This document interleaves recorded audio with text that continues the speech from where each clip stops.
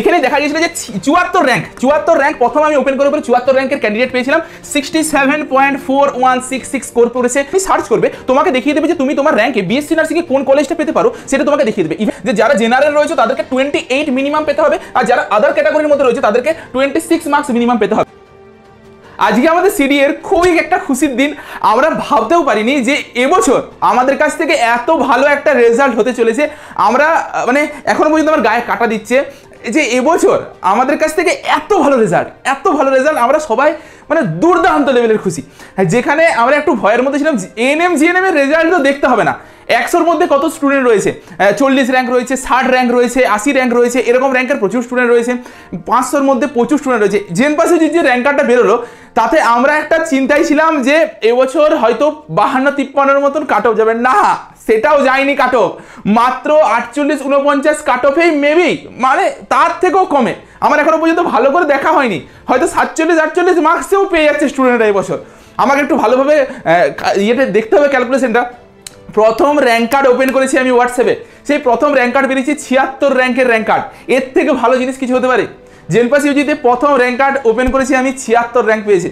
ঠিক আছে, চলো আমরা একটু র্যাঙ্ক কার্ডটা আগে ডাউনলোডের প্রসেসটা দেখে নিই, তারপরে তোমাদেরকে সব কিছু ডিটেলসে বলছি কত তোমার র্যাঙ্কে তুমি কি কি কলেজ পেতে পারো সেগুলো সব কিছু আলোচনা করবো। ঠিক আছে, মানে দুর্দান্ত লেভেলের খুশি আমরা আজকে। ঠিক আছে, চলো সবচেয়ে প্রথমে এটা হচ্ছে আমাদের অফিসিয়াল ওয়েবসাইট। দেখো জেনপাস ইউজির র্যাঙ্ক কার্ডে 2025-এর একটা অপশন দিয়ে দিয়েছি, এইখানটাতে আমরা ক্লিক করবো। ক্লিক করার পরে যথারীতি অ্যাপ্লিকেশন নাম্বার, তোমার ডেট অফ বার্থ আর সিকিউরিটি পিনটা দিয়ে পরে সাইন ইন করতে হবে। আমি একটা ক্যান্ডিডেটের আগে সাইন ইন করিনি, তোমাদেরকে দেখাই। লগ ইন করার সাথে তোমরা এরকম একটা সেকশন চলে আসবে যেখান থেকে তোমাদেরকে র্যাঙ্ক কার্ড এবং স্কোর কার্ডের অপশন চলে আসবে। এটার থেকে তোমরা কি করবে, এখানে দেখো ডাউনলোড র্যাঙ্ক কার্ডের একটা অপশন চলে এসেছে, এটাতে ক্লিক করলে তোমাদের র্যাঙ্ক কার্ডটা ডাউনলোড হয়ে যাবে। এরপর দেখো তোমাদের সকলের কাছে রিকোয়েস্ট থাকবে যে তোমরা অবশ্যই আমাদেরকে যে একটা দেখবে ডেসক্রিপশন বক্সের কমেন্টে একটা লিঙ্ক দিয়েছি, সেই লিঙ্কটাতে তোমার র্যাঙ্ক কত হলো বা তোমার মার্কস কত হলো, তুমি কোন ডিস্ট্রিক্ট থেকে রয়েছো, এটাকে একটু লিখে পরে আমাদেরকে হেল্প করো। তাহলে আমরা কালকে অনেক ইজিলি একটা কাট অফের ভিডিও নিয়ে আসতে পারবো, খুব ভালোভাবে একটা কাট অফের ভিডিও নিয়ে আসতে পারবো। এবছরের কাট অফটা প্রচুর লো হয়েছে, অনেক কাট অফ কমে যাবে। সকলের কাছে এটা একটা ভীষণই খুশির ব্যাপার যে এবছরের কাট অফ প্রচুর কমতে চলেছে। ঠিক আছে, এরপর তোমার যদি র্যাঙ্কটা পুট করো, সাপোজ তোমার র্যাঙ্ক হয়েছে 1200 র্যাঙ্ক হয়েছে, তুমি এখানে লিখলে তোমার রাউন্ড কোন রাউন্ডে চেক করতে চাইছো, ক্যাটাগরি কি, তোমার যে ক্যাটাগরি তুমি সেটা লিখবে এখানে, গভর্নমেন্ট কলেজ স্ট্রিম কি, বিএসসি নার্সিং নাকি সিসিটি ওটিটি কোনটা করতে চাইছো সেটা দিয়ে পরে যখনই সার্চ করবে তোমাকে দেখিয়ে দেবে যে তুমি তোমার র্যাঙ্কে বিএসসি নার্সিং এ কোন কলেজটা পেতে পারো, সেটা তোমাকে দেখিয়ে দেবে। ইভেন প্যারামেডিক্যালের ক্ষেত্রেও এটা তোমাকে দেখিয়ে দেবে।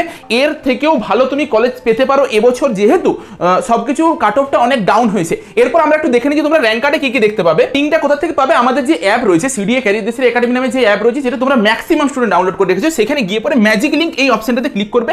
এই ডেইলি কুইজের নিচে পাবে, দেখবে তোমরা ওখানে ক্লিক করার পরে কলেজ প্রেডিক্টর বলে একটা অপশন পেয়ে যাবে। সেখানে গিয়ে পরে তোমার নিজের ডিটেলসগুলো পুট করলে দেখে নিতে পারবে যে তোমার র্যাঙ্কে তুমি কোন কোন কলেজ এবছর পেতে চলেছো। ঠিক আছে, চলো নেক্সট হচ্ছে আমরা দেখে নিই যে র্যাঙ্ক কার্ডটা কি কি দেখাচ্ছে। এই একটা ক্যান্ডিডেটের র্যাঙ্ক কার্ড, যেটা তোমাদেরকে বলছিলাম যে আমি প্রথম যেটা ওপেন করেছিলাম সেখানে দেখা গিয়েছিল যে 74 র্যাঙ্ক প্রথম আমি ওপেন করে 74 র্যাঙ্কের ক্যান্ডিডেট পেয়েছিলাম।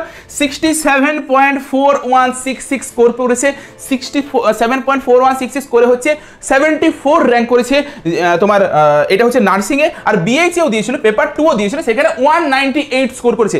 দুটো পেপারই দিয়েছিল, দুটো পেপারের র্যাঙ্ক তোমাদেরকে দেখিয়ে দিলাম। তোমরা বিভিন্ন যারা ক্যাটাগরি স্টুডেন্ট রয়েছে তাদেরকে এখানে কিন্তু ক্যাটাগরির র্যাঙ্কগুলো দেখাবে। যদি তুমি এসসি হও এসসি ক্যাটাগরিতে একটা র্যাঙ্ক দেখাবে, এসটি ক্যাটাগরিতে র্যাঙ্ক দেখাবে, যেই ক্যাটাগরির মধ্যে তুমি পড়ছো সেই র্যাঙ্কটা একটা দেখাবে। তবে তোমার কোন র্যাঙ্কটা অ্যাকচুয়ালি ভ্যালু করবে, অ্যাকচুয়ালি এই মেরিট র্যাঙ্কটা অর্থাৎ জিএমআর র্যাঙ্কটাই অ্যাকচুয়ালি ভ্যালু করবে। ঠিক আছে, জেনারেল মেরিট র্যাঙ্ক ধরে পড়ে কিন্তু তোমার সবকিছু কাউন্সিলিং হবে, অন্য কোনো র্যাঙ্ক ধরে পড়ে কাউন্সিলিং হবে না।